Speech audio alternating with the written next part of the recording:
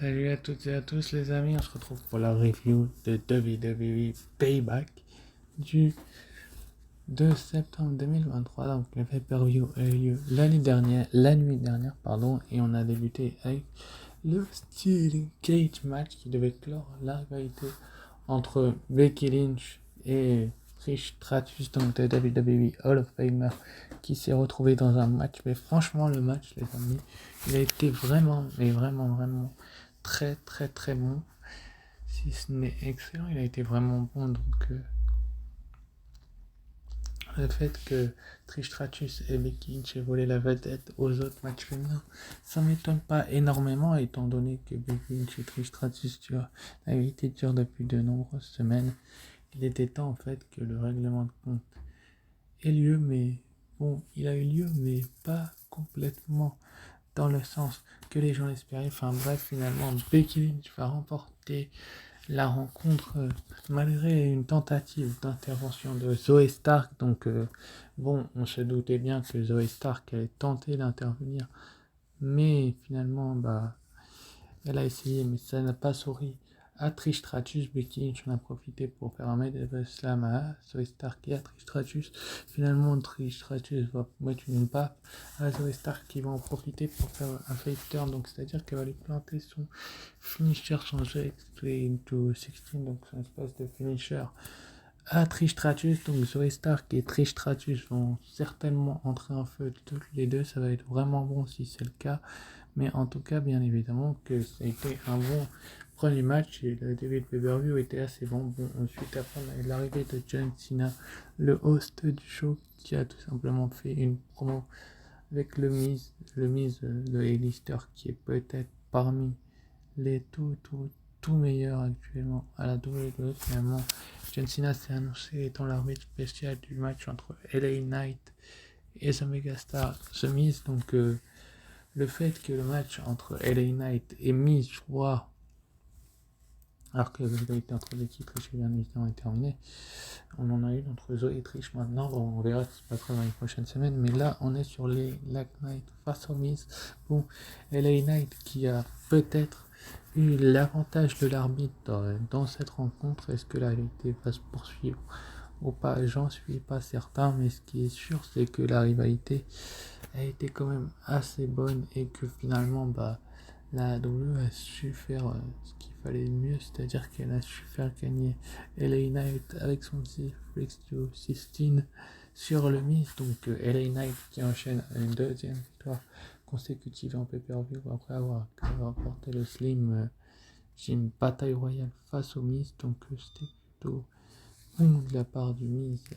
Le meilleur choix possible, c'était de le faire perdre, donc la victoire d'LA Knight. Ensuite, après, donc, on a eu le troisième match de la soirée, le United States Championship match entre Rey Mysterio et Austin Theory. Est-ce que Austin Theory avait ce qu'il faut pour récupérer le titre? J'en suis pas certain. D'ailleurs, vous remarquerez que mes deux premiers pronostics étaient bons. Donc, je suis ravi de me renommer un petit peu pronostiqueur parfait, même si ça va pas être le cas durant tout le show malheureusement. En tout cas, lors de ce match-là, ça sera le cas également, parce que finalement, après un match que les deux hommes ont volé un petit peu le show ces derniers temps, finalement,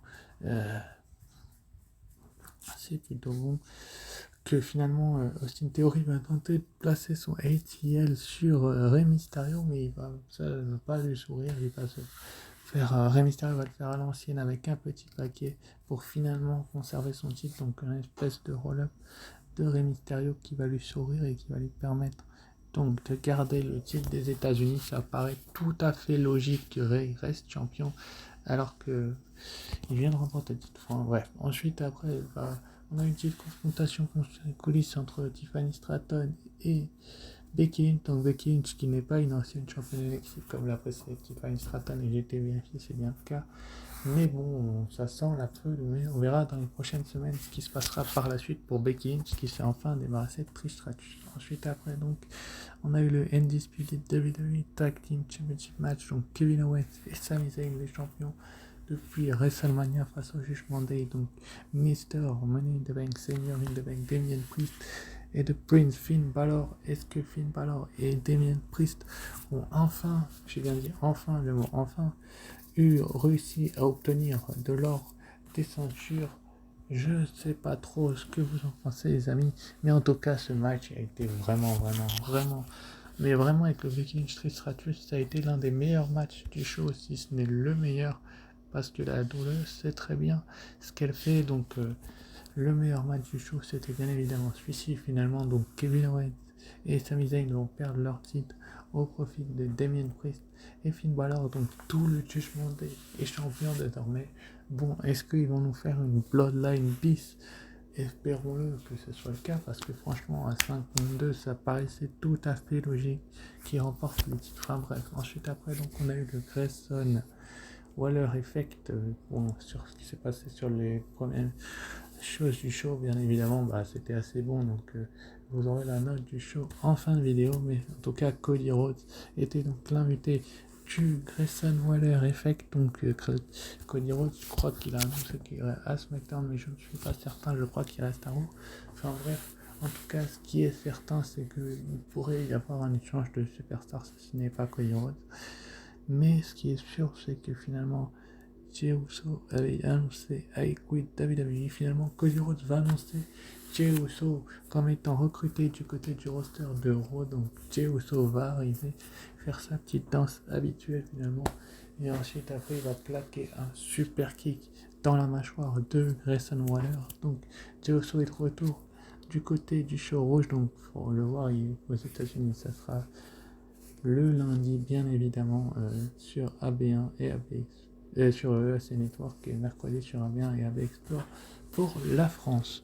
En tout cas, donc après, il va un petit peu détruire les décors du show. Donc, ce retour de Jey Uso, bien évidemment, fait plaisir et ça augmente, bien évidemment, la hype du show. En tout cas, ensuite, après, donc, on a eu le Women's World Championship match. Donc, Nami Rhea Ripley qui remettait son titre en jeu face à Raquel Rodriguez. Est-ce que Raquel Rodriguez avait ce qu'il fallait pour enfin obtenir de l'or?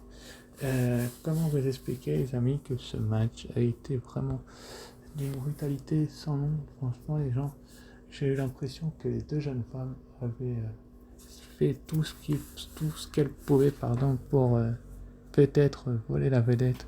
Mais en tout cas, ce qui est sûr, c'est que Rhea Ripley et Raquel Rodriguez ont tout donné. Raquel Rodriguez s'est énormément et assez bien défendue, même si elle avait ce petit problème au genou qui a handicapé, bien évidemment. Finalement, ça va être le moins bon match du show, je vais dire, parce que forcément, enfin, c'est pas qu'il était pas bon, c'est qu'il a été bon par partie, mais malheureusement, pas tout au long des rencontres. Mais en tout cas, le règne de Rhea Ripley est assez long et il est un peu trop répétitif finalement, avec une intervention de Dominique Mysterio. Raquel Rodriguez va être déstabilisée, elle va lui faire un slam et elle va se bouffer un coup de poule suivi du Riptide de Rhea Ripley, et 1 et 2 et 3. Et donc Rhea Ripley est votre toujours Women's World Champion. Donc vous noterez sur la tenue de Rhea Ripley l'hommage à Shayna. Donc j'ai trouvé ce match assez bon, mais bon, ils peuvent mieux faire. J'ai l'impression que l'intervention de Dominique est faite pour poursuivre la rivalité dans les prochaines semaines. Enfin bref. Ensuite, après, donc, on a eu John Cena qui s'est improvisé en tant qu'host intervieweur des nouveaux champions par équipe indisputés, donc Damien Priest et Finn Balor. Donc, ils se sont un petit peu moqués de lui, mais bon, on connaît le tempérament de John Cena qui gâchera en Inde la semaine prochaine. Donc, c'est assez intéressant de la part des officiels de la WWE que de voir que tout simplement Damien Priest et Finn Balor se moque de Cena. Enfin bref, ensuite après, donc on a eu le World Heavyweight Championship match. Donc Seth freaking Rollins remettait son titre en jeu face à ce diabolique de Shinsuke Nakamura. Bon, on sait très bien, vous disiez, face à ce diabolique de Shinsuke Nakamura. Bon, ce nouveau Shinsuke Nakamura là, j'ai vraiment apprécié son match, parce que franchement, la WWE a su faire ce qu'elle faisait de mieux pour les affaires, c'est-à-dire qu'il savait très très bien que finalement ce match-là allait clôturer le show, donc le Becky Lynch Trish Stratus avait été assez bon. On avait eu aussi le LA Knight Miz qui avait été pas mal. Le match pour les de Rey Mysterio avait un petit peu redescendu l'atmosphère. Celui du Jugement Day également. Celui de Rhea Ripley, le Grayson Waller Effect avait fait remonter la hype du show. On avait eu aussi du coup le match de Rhea Ripley qui avait un petit peu augmenté un peu plus la hype du show et surtout que c'était pour un titre. Donc on avait eu 4 matchs de championnat et un changement de titre parce que, bien évidemment, bon, je vais pas vous spoiler tout de suite, mais ce match-là a été vraiment d'une brutalité sans nom. On a vu un Nakamura comme on l'a rarement vu, tout comme les dernières semaines, mais en tout cas.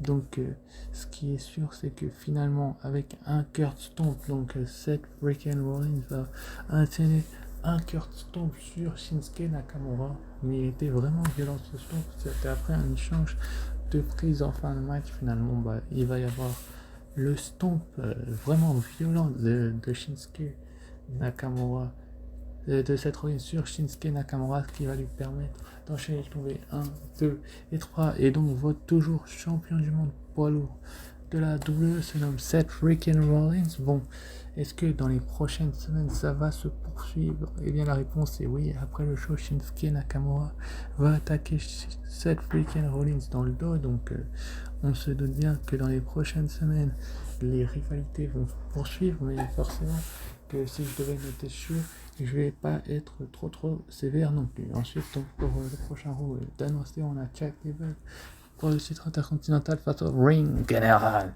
Gunther. Donc Gunther va-t-il réussir à récupérer l'or? Je ne suis pas certain. Ce qui est sûr, c'est que en tout cas, on va avoir un sacré match et que la WWE va faire ce qu'elle a fait de mieux pour les affaires, donc c'est plutôt une bonne chose que ce soit le cas. Et puis on aura un interview du match donc, entre Drew McIntyre et Matt Riddle face aux Viking Raiders, donc Ivar et Eric. Est-ce que Drew McIntyre et Riddle vont se placer tout de suite dans la course au titre par équipe du Judgment Day? Bon, on sait que le Judgment Day est en surnom, mais bon, un catcheur comme Drew McIntyre et comme Riddle, enfin une équipe comme ça, pourrait aller défier le Jugement Day assez rapidement. Sur ce, bah, je vais vous noter le show. Vous savez à peu près en positif, négatif. Bon, Becky Lynch Stratus, c'est positif. Le match entre les Knight et Miz l'est aussi avec le segment de Cena. Bon, on a eu quand même le Rey Mysterio et Austin Theory qui reste positif, même si j'aime pas trop Austin Theory.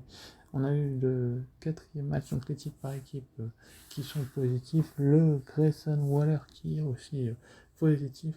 Le Rhea Ripley Raquel Rodriguez, je reste neutre parce que j'attends de voir la suite de la rivalité et pourquoi pas un retour de Liv Morgan, et ensuite bah, le Rollins Nakamura où je reste neutre parce que la rivalité va visiblement se poursuivre. Bon, si je dois noter le show, en plus une rivalité entre Trish Stratus et Zoe Stark, ça promet, donc je vais mettre la note de, allez, on va être gentil, 14 et demi, non, si 14 et demi sur 20 parce que quand même il y a des choses à revoir. Et sur ce, bah, je vous remercie d'avoir suivi cette vidéo et je vous dis ciao bye et à très vite bah, pour la review de Raw sans doute mardi. Ciao bye.